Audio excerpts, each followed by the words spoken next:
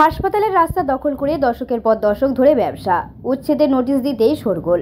পুরসভার ভূমিকা নিয়েও প্রশ্ন।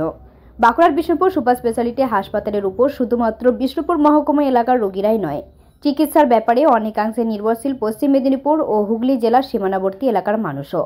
কিন্তু এই হাসপাতালে যাতায়াতের পথ এতটাই সংকীর্ণ যে তা দিয়ে বড় গাড়ি বা বড় অ্যাম্বুলেন্স যাতায়াত করা দুঃসাধ্য। সৌজন্যে জবরদখল। অভিযোগ, দশকের পর দশক ধরে হাসপাতালের জায়গা দখল করে ব্যবসা চালিয়ে আসছেন স্থানীয় বেশ কয়েকজন ব্যবসায়ী।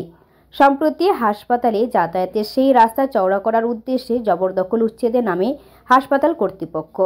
আগামী 25শে জানুয়ারি মধ্যে উচ্ছেদের নোটিশ দেওয়া হয় জবরদখলকারীদের, আর এতে শুরু হয় শোরগোল।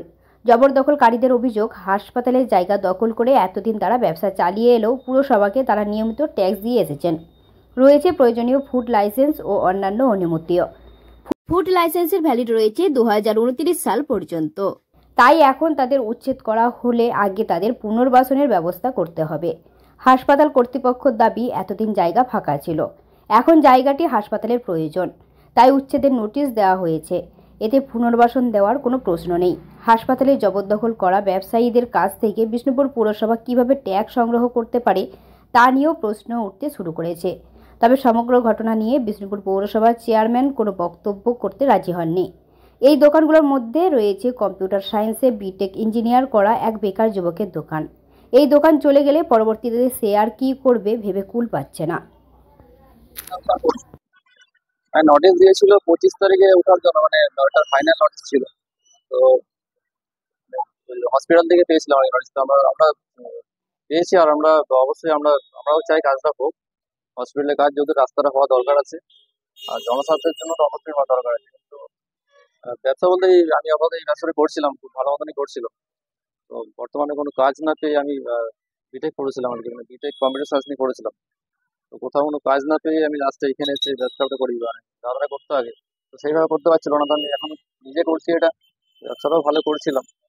হাসপাতাল চত্বরে আমাদের কমপ্লিট ইভ্যাকুয়েশনের জন্য দুটি জায়গায় নোটিশ দেওয়া হয়েছিল, একটি খাটালকে আর 4টি দোকান কে দেওয়া আছে সম্পূর্ণভাবে সরে দেওয়ার জন্য। না হলে আমাদের রাস্তা এবং গেট, হসপিটালে তো ঢোকার মেন গেটটা খুবই সংকীর্ণ, প্রায় 7-8 ফুটে পরিণত হয়েছে।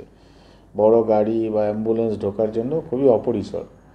ওটা মোটামুটি প্রায় 20 ফুট চওড়া একটা রাস্তা তৈরি করার পরিকল্পনা আছে, যাতে হসপিটালে ঢুকতে কোনো অসুবিধা না হয় বাস স্ট্যান্ড থেকে।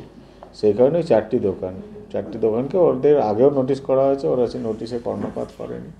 আরেকবার নোটিশ করা হয়েছে তৃতীয়বারের জন্য।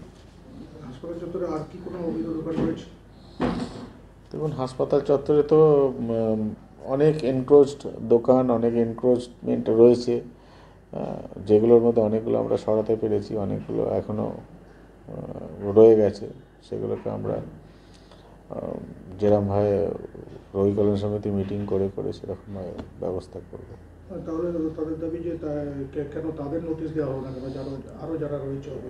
না, হসপিটালের ভেতরে ওরকমভাবে মানে কোনো জায়গা ব্লক করে এই মুহূর্তে কেউ নেই। হ্যাঁ, এই 3টে কেন রাস্তা, জনস্বার্থে তো রাস্তার প্রয়োজন। হ্যাঁ, আর দীর্ঘদিন ধরে আমরা বসবাস করছি, আমরা পুনর্বাসন চাই। দীর্ঘদিন ধরে বসবাস করছি, তাই বসবাসের ওনাদের কাছে কি অনুমতিপত্র আছে হসপিটালের জমিতে বসবাস করা? যদি অনুমতিপত্র থাকে নিশ্চয়ই আমরা ডিপার্টমেন্টের কাছে পাঠাবো, যেহেতু অনুমতিপত্র ছিল। হসপিটালের জায়গা ফাঁকা আছে তার মানে এই নয় যে সেখানে এসে কেউ বসে পড়ে পরে সেটা নিজের জমি হিসেবে ক্লেম করুক, এটা তো সম্ভব নয়।